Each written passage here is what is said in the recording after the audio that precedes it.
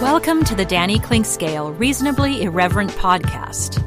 Insightful and witty commentary, probing interviews, and detours from the beaten path. Every once in a while, we have to bring out the big dog. Yeah. Oh, God help us. It's time for Danny Unleashed. Sponsored by Easton Roofing, where integrity matters. Go to eastonroofing.com for more. Yes, indeed. It is time to talk to our man, Danny Clinkscale. Danny Unleashed from DannyClinkscale.com. He's brought to you by our friends at Easton Roofing. Joe Spiker and his team, they're ready to help you out with any questions, any needs you have. When it comes to your roof, there's nothing more essential than shelter, and the roof provides shelter for your family. Easton Roofing will help you out. We've had some storms here lately. Maybe your roof's just getting old. Inspection, they'll inspect it for free, and if needed, a free estimate on any repairs. Yes, they do repairs, unlike a lot of roof companies that don't. Or if it is indeed a new roof, they'll be happy to do that for you as well. Commercial and residential roofing jobs. Project manager on every site. 4 straight years voted Best of Houses winner. Angie's List Super Service Award winner. Their Google reviews speak for themselves. Check them out. You'll see just how satisfied customers are. No payment collected until you're 100% satisfied. Credit cards are accepted. Financing is available as well, as it's been a difficult time for a lot of folks. They will work with you to make sure that they can get your roof repaired. Call 913-257-5426. Check Joe and his team out online at eastonroofing.com. Like I said, check out those Google reviews. You will see why they're one of the fastest growing companies in Kansas City. eastonroofing.com. Easton Roofing, integrity matters. Danny, how are you, my friend? Oh, doing all right. Fighting the good fight. Living the dream. Yeah, there you go. Aren't we all? At least whatever the dream can be these days. Dreaming the good dream, fighting the fight. Put whatever you want in there, I guess. Yeah. Groundhog Day. Making my way through. Easy credit ripoffs. What was the good times theme? Right. Scratching and surviving. Good times. Temporary layoffs. Easy credit ripoffs was what it was. There you go. Very good. Well, here's where the where you are in the world when this is exciting. Okay, my birthday was yesterday, so I had a nice Zoom call, fittingly, with my daughters. That was fun. Sure. But anyway, so we're really celebrating it tomorrow by taking a little overnight trip to Brownville, Nebraska. There's supposedly kind of an artisty town that my wife has found.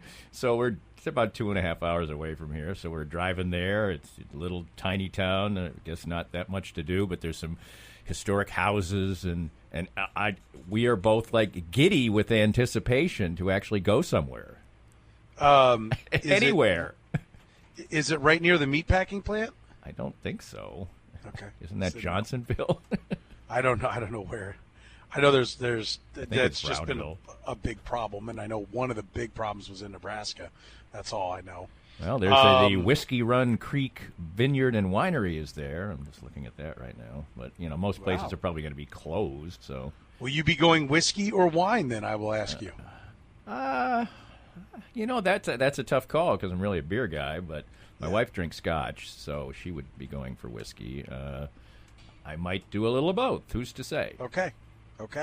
Good to know. Yeah, so as I Googled Brownville, and there's a picture of a historic home. So there we go, I guess. Looks kind of cute. Anyways. Is it historic or just not been torn down yet? I mean, there's a difference. I don't know. Everything that's old is not historic. It kind of looks like there might be it looks like there's a riverboat casino there. Oh, boy. I just like the idea. How long has that been there? 100 years. It's historic. Oh, well, like it's every town. When you drive down any interstate. Historic Main Street? Right. Historic downtown. Yep. Next exit. Every town. And then you'll go down there, and there's like 3 storefronts, 2 closed. Yeah. with the same knick-knack crap that's in the gas station on the highway. Exactly. And some of them live up to it. Some of them are cute. A snapback mesh trucker hat. Yeah, I'll take 3. All right, let's talk young starting pitching for the Royals. Yeah. What did you think with Bubic getting the call? Singer I think we'd been set up for that. My vibe around spring training was that Singer would be first, and then Kowar and Lynch were in a race, and Bubic was going to need some time, and Bubic got the call. So I don't think Singer was really that surprising that he got the call, but Bubic surprised me a little bit. Maybe I just misread things. But what did you think when Bubic got the call? Well, from what most people seem to say, I think everybody still thinks like Kowar has the biggest upside, and he's nowhere to be found now. Well, I will say this. Oh, God, my guy I love that I think does the best job with the prospects. Keith Law. Keith Law, thank you, Jed. I was about ready to start going through his whole bio. Loves board games. It's like, how many hints does it take? Yeah, I've looked at his Twitter feed so many times when we've interviewed him. Anyway, Keith Law is super high on Daniel Lynch. That's the guy he says is the best one of the bunch. Well, and maybe it's because of Keith Law that I put Daniel Lynch ahead of Bubic. Maybe the Royals don't view him that way. But, Kowar I think it's got good. tons of run. Yeah, and I think it's good that, people are sort of saying, he's the guy. He's the guy. He's the guy. I mean, that's, and I like the poise I've seen out of Bubic in his starts. And, like I said, neither one of them, screams out ace to you when you watch them pitch. But they both seem to have something. They seem very Royal-like, It's like the Royals love tools and makeup. And it's like, so... and those pitchers seem to fit into the makeup category. They're tough and they're poised, and they may not blow you away with their stuff, but they know how to pitch and that type of thing. So early returns have been good. I think the Royals, for being 4-10, have produced a reasonable amount of positives. They do tell. I see enough out of Franco to be, the disappointments are ones that I sort of thought were likely to be disappointments, that the bottom of the order players wouldn't really step forward. Mondesi's been better of late, but still indifferent. But the pitchers, the young pitchers have looked good. Keller looked good on his return. Junis, okay. So on a pitching side, I think it's been okay. Offense, not enough, and then not much behind it. Coming, seemingly. A lot of those players seem to have stalled or they're far away. But on the major league level, is it disappointing that they went out and went 3-10 to start? Yeah, it's awful because we wanted baseball and people were dying for baseball, and then they just went, and it really does kill the enthusiasm a lot. Yeah, but did they just go, or are they not that good? Because I was not surprised that they came out like that, because I don't think they're that good. No, I don't think they're that good either. I'm just saying, even the stinking Marlins are 6-1. The Orioles came out 5-3. Just do that, then stink. Could we do that? The Royals have had such a knack in their bad years of just being god-awful early. Just to, and then you can't really shake that narrow. The Royals stink again. And then even if they play a little bit better later on, it's like, so what? Do it the opposite way. Come out and play over your head for a little while, then fall on your face. I mean, yeah, give fans reason to hope. As we know, the Royals didn't really play that great in the second half of 2003, but they had the rest of the division, crapped in their hat, and the Royals got off to enough of a good start that it made the whole year. Mm-hmm. We were watching into September, and they were really just a barely above 500 team, and it was a fluky team to be barely above 500. They caught a lot of lightning in a bottle around a couple of good players. So yes, I agree with you from that standpoint. But I want to go back to something you said where you said, well, they don't look like aces to me, right? Mm-hmm. Well, when a kid's thrown 149 innings at A ball or lower, what would he look like if he were an ace in his second start in the big leagues against the Cubs? Oh, all I'm saying is if he threw 99 miles an hour but struggled with his command, that's what I would mean. Okay. That he looked like DeGrom, except he isn't refined yet. That's what I mean. And Singer just looks kind of a little funky out there, kind of fun. I mean, I like to watch pitchers who have an unusual way of delivering the ball. So, That's kind of fun to me, but that doesn't usually make you think, oh, he's going to be great. No, I got your back on that. What would the all funky delivery be like? Tim Lincecum, and who was? I used to love to watch the lefty from the Marlins, black Dontrell guy. Willis. Dontrell Willis. Right. Oh, I love the D Train. Watching him, and Johnny Cueto, and people like that. flail all around there. It was great. Oh my gosh, Dodgers Japanese pitcher Hideo Nomo. Yeah. Yeah, Any Japanese pitcher. Really, yeah. Yeah, they got a lot of spin. They get a lot of torque out of the body. They kind of have a way that they throw. Well, it's like most of the hitters who come over here have sort of an Ichiro type of way of hitting, for instance. Yeah, So, they do. yeah. They generate a lot of arm action as a pitcher and bat speed as a hitter with their core.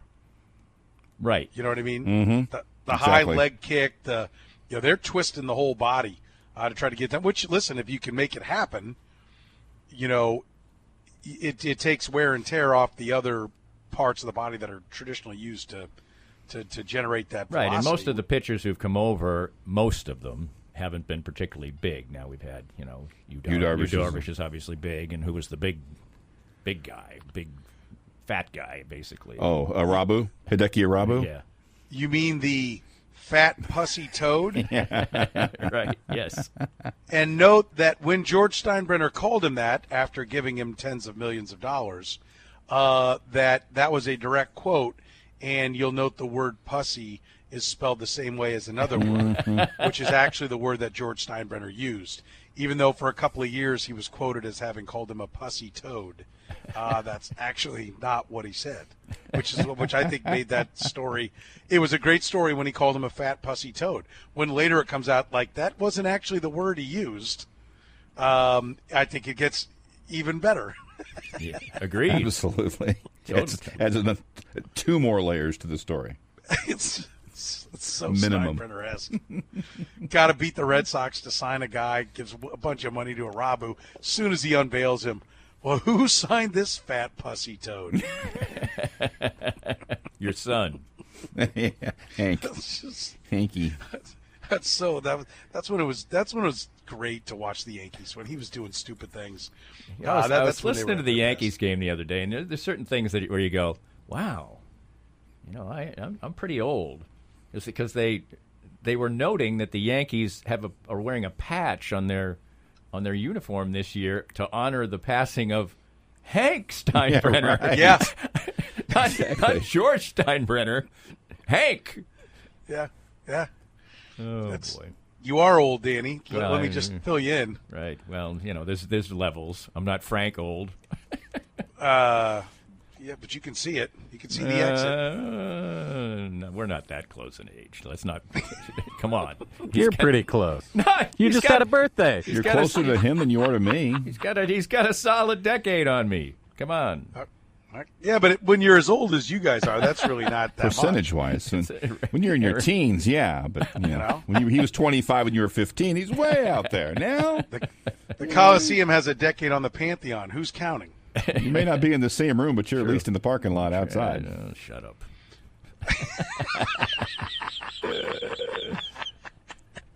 I don't feel a day. 10 years from now, when you and I are in that exact same spot, I'll admit that I don't feel a day over 48. I feel 100, so Same. I digress. That's funny. I don't. I literally feel the same as I did when I was like 30. Well, maybe it's because What's I'm a that fan. like? I'm sure that has a lot to do with it. Right. Anyway. Let me ask you this. Riddle me what do this. you see the rotation in 2 years being? Oh, boy. I'm taking it out beyond Danny Duffy's contract. Opening day, 22. 1, 2, 3, 4, 5 is what?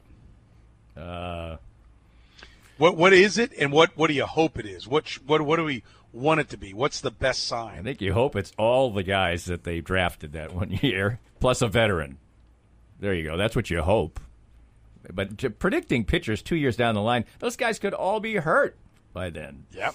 I mean, that is the biggest difficulty in baseball. I mean, that's why we're having you predict it, so when you're wrong, we can laugh. Okay, well, then let's go Daniel Lynch, Coar, Bubich doesn't make it, and who's the other guy who's up now? Singer. What do you not like about Bubich?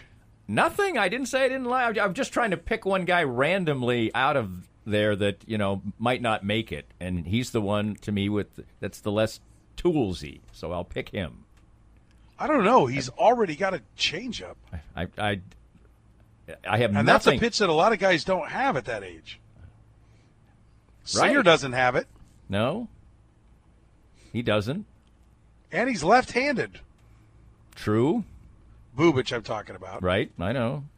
Well, for anyone who doesn't, if they're like, Singer's not left-handed, if they got confused. When you say he after talking about two people, you can confuse some people. Actually, this is like pure dart throwing. So I'm just trying to make it entertaining dart throwing. So I just picked Bubich out, okay? The other guys have been more highly touted.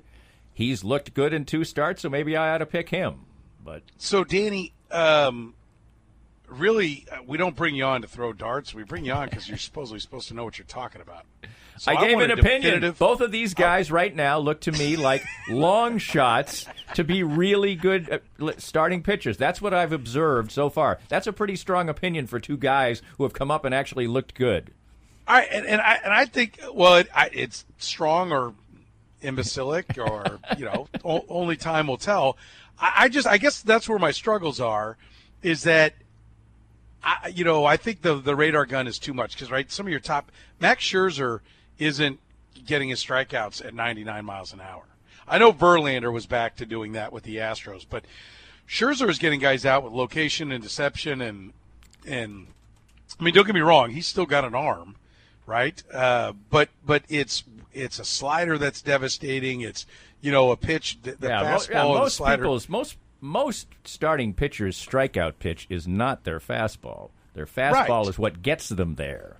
Well, and that's my point, is like, and more, and according to FanGraphs and according to the metrics, guys are throwing less and less fastballs. Everybody's fastball's harder, but they're throwing less and less fastballs because it's the breaking balls and the spin rate is what everybody's all, goo-goo about.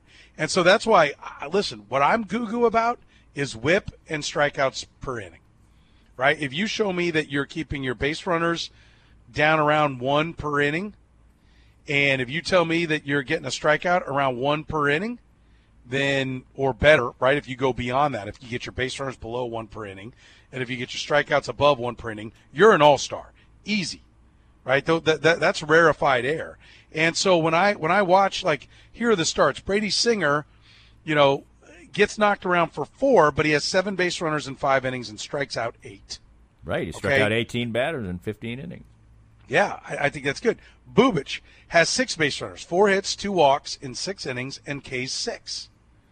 That's what looks like, to me, that's what real swing and miss stuff is. Danny Duffy's start last time out was even good. I don't like the 4 walks. I'd like to have at least a 2-to-1 strikeout to walk ratio, but he only had 3 hits, so 7 base runners in 6 innings. He strikes out 6.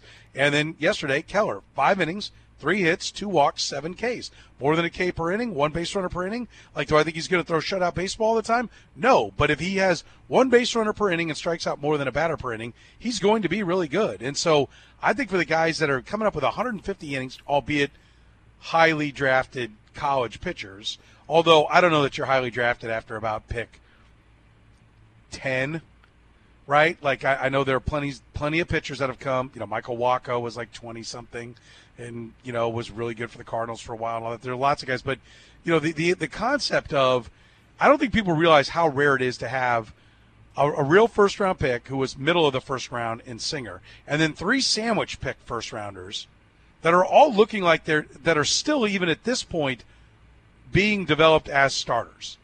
Usually by now, a couple of them would have already been bumped into relief roles or would just be struggling to the point as starters that they may be still starting in the minors, but you're talking about them as relievers in the big leagues.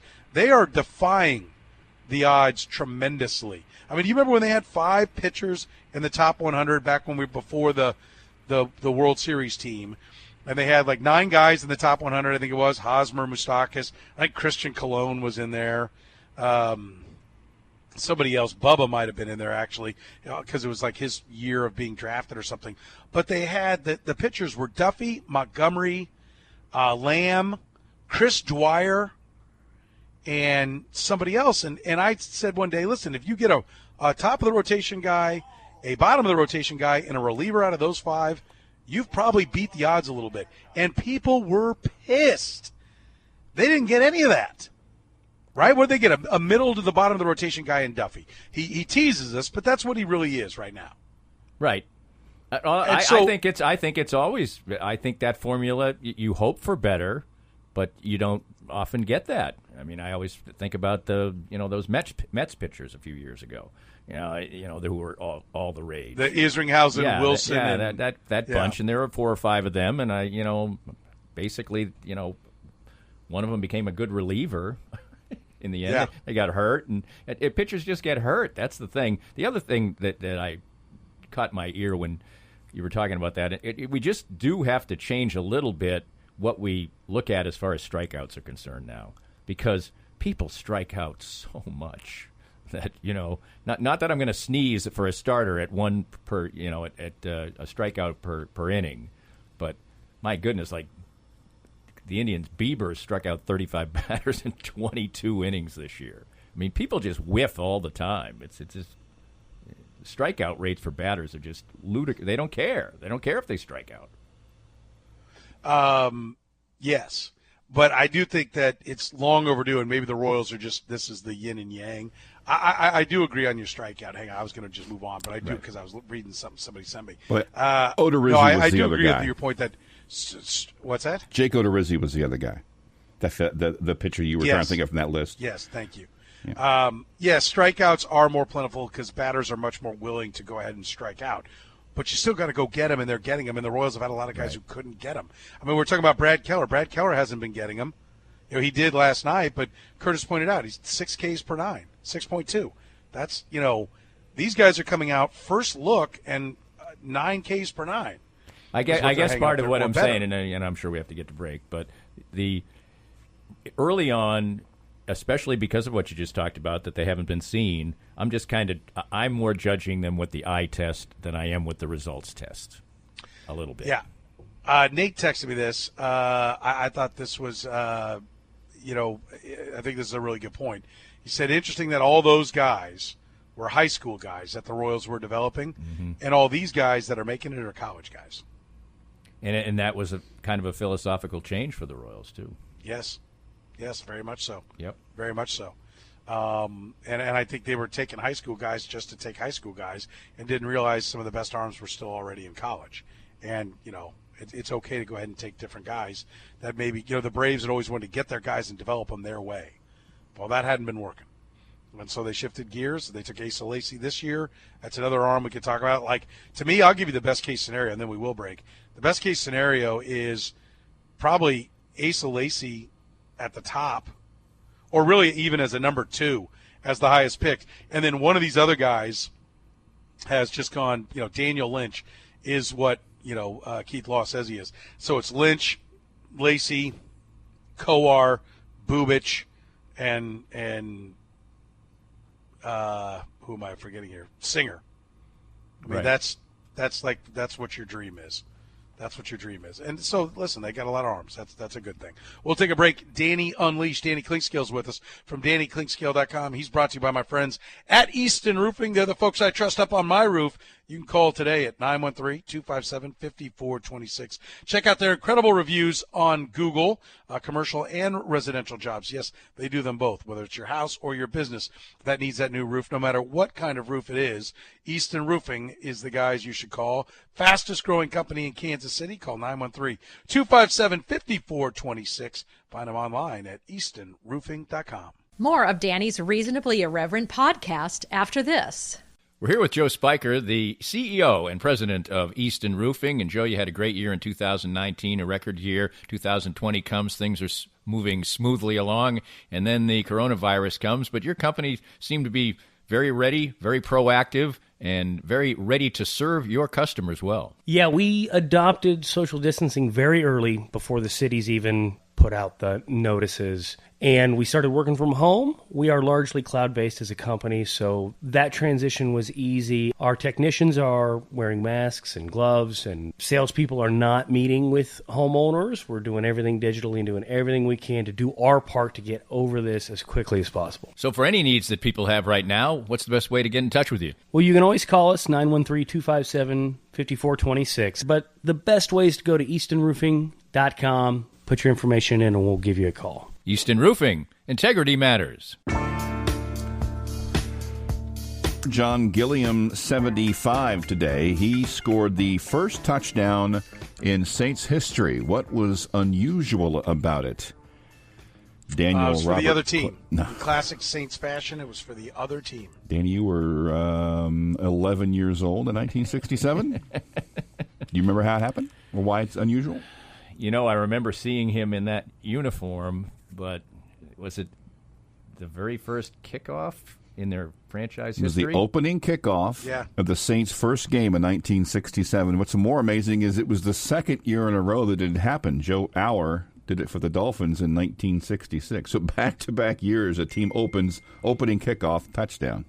Wow. The difference for the Saints was that they didn't score again for the rest of the year. Till 1980. Yeah, that's when that happened. So they were wasting some good uniforms over the years. Oof. Yeah. Oh, man. We're talking to Danny Clinkscale here in the program. That was for Joe's Kansas City Barbecue. The app is out. If you don't have it, you're a loser. It's pretty much that simple. It's the easiest and fastest way to get your Joe's Kansas City Barbecue. Clickety, click, click, click, and you are off and running. It'll even pick the Joe's location that is the closest for you. Does it right away for you. You can just click through and get everything you want. That fantastic Joe's Kansas City Barbecue, 47th and Mission, 119th and Row, and 119th and Strangline. It is waiting for you with the Joe's Kansas City app. Get it right now, and you will be a happy, happy customer. As we were giving away Joe's Kansas City Barbecue there. Danny Clinkscale is brought to you by our friends at Easton Roofing. Danny, what do you make of the college kids saying, like Syracuse is refusing to take the field today? Their players are not going out. There's a story that came out that they are not going out on the practice field till like safety concerns about COVID are addressed. And so they were meeting with Dino Babers, the head coach. Last I saw, I don't know, there may be an update to that story, but that came down a little bit before we went on the air today. What do you make of where we're at with players saying no and forget about your name, image, and likeness crap? We want more than a few bucks for autographs and putting our name on the back of jerseys. We know how much money's in the TV, and we want our cut. Well, I think that they realize that this is a good moment in time to give this a roll.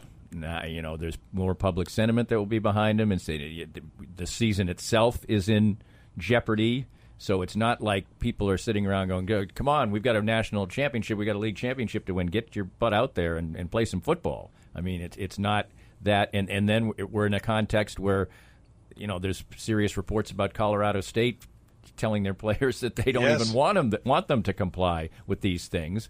And I can just tell in living in our world right now that there's a lot of people whose attitude toward this whole thing does not match up with, you know, what the safety protocols are being called for, and, you know, that people will poo-poo the percentage of tests. And, I mean, there's a lot of that. And when you're talking about a world of football where the adults had total control, particularly, and football itself is such a sort of a militaristic,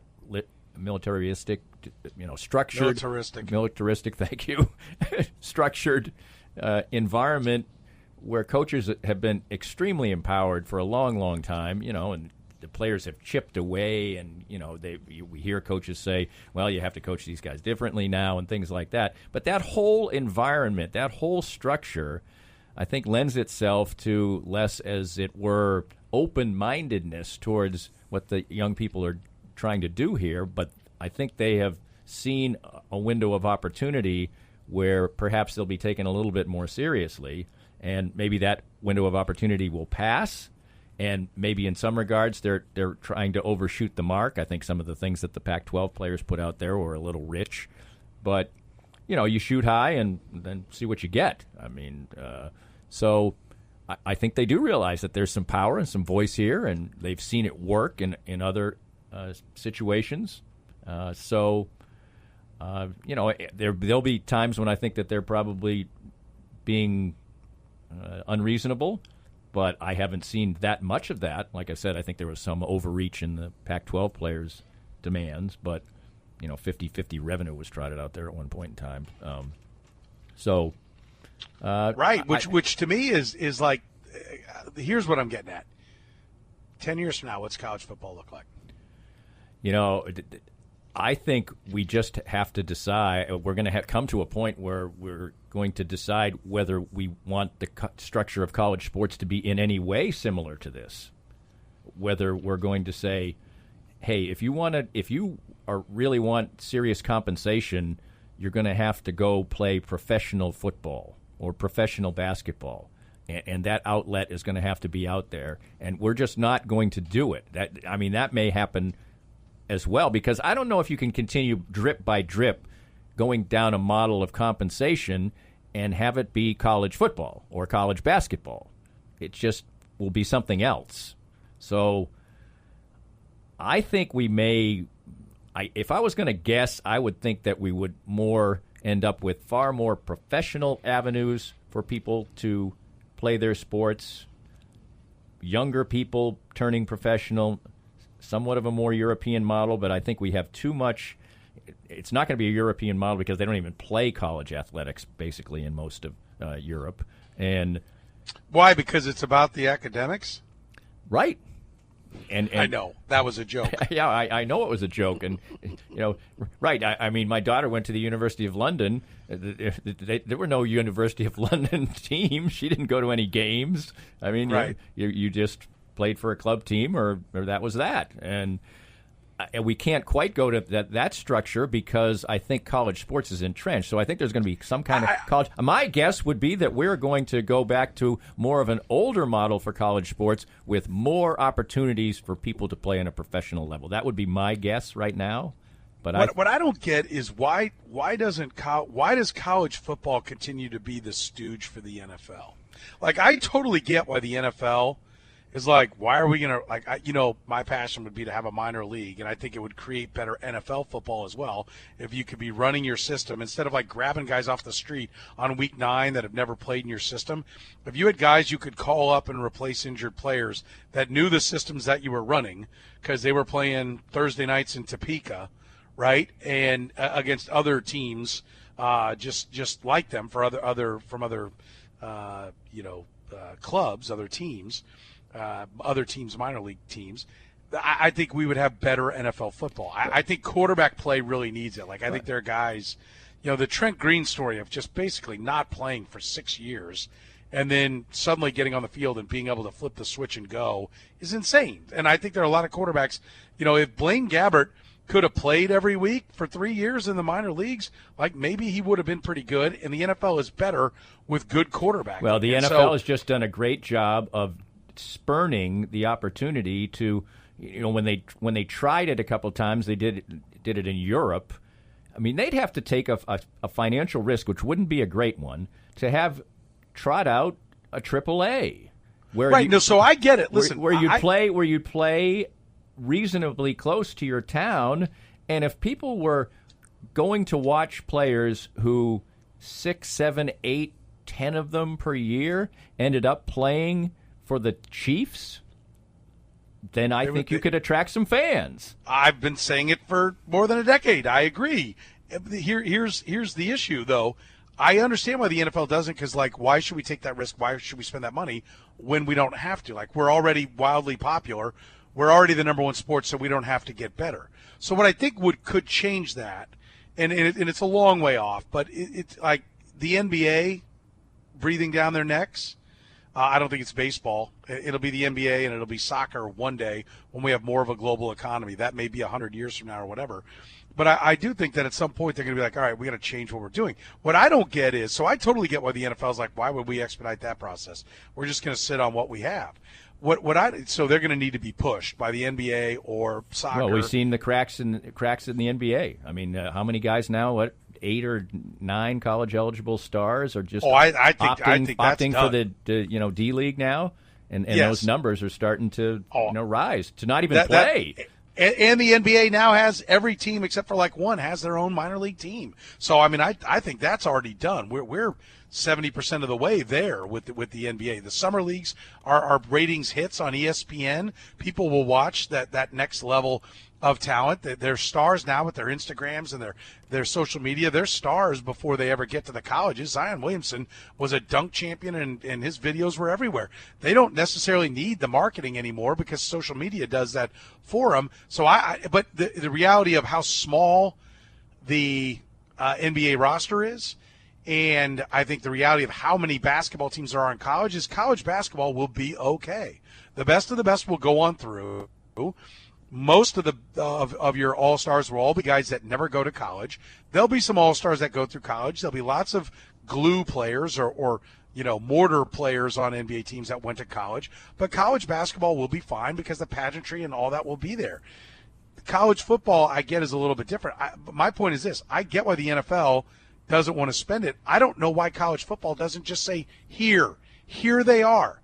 Make the academic standards difficult if you want. Right, make it about academics, right, and which I get is a whole other issue. Which I'm not blind to the idea that the academic structure is socially biased. I believe it is. I think that's a problem, but I don't think it's a problem if you don't have to go to college to play in the NFL. Right, agreed. And I do it think is still a problem, but it's not as big a problem if you have a path. And if college football would say, we're not doing this anymore for you guys.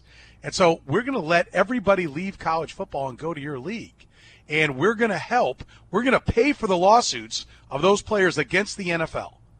With all of our money, you guys start taking them because they don't belong here. They don't want to be here. And we can still play college football at a high level without guys that really are just doing whatever the bare minimum is to stay eligible to chase what is their number one, chance at making money, and that's playing in the NFL. I think college should just dump the players on them. Well, and one of the ways they could do that is by just saying, you know what, we're not going to compensate you. Yes. Agreed. Go find another avenue. Mm-hmm. But they totally just keep trying to somehow massage it, and it's slipping away. And then they're going to. I agree. It's just a bad model right now.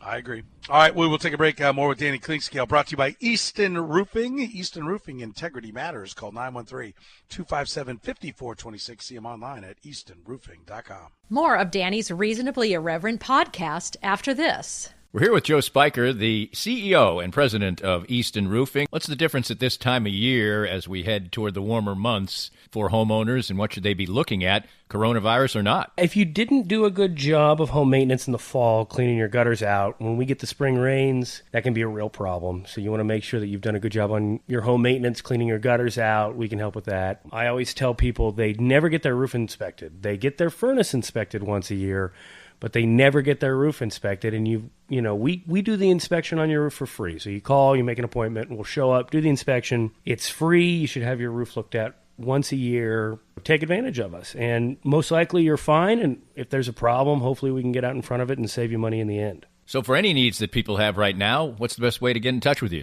Well, you can always call us, 913-257-5426. But the best way is to go to eastonroofing.com, put your information in, and we'll give you a call. Easton Roofing. Integrity matters. All right, we're talking to Danny Clinkscale from DannyClinkscale.com. He's brought to you by our friends at Easton Roofing, where integrity matters, eastonroofing.com. Danny, I apologize we didn't leave more for the PGA Championship here, but who do you like to win this thing? Anytime Brooks is kicking around the leaderboard these days, even if he hadn't been playing well until last week, I think you have to look at him.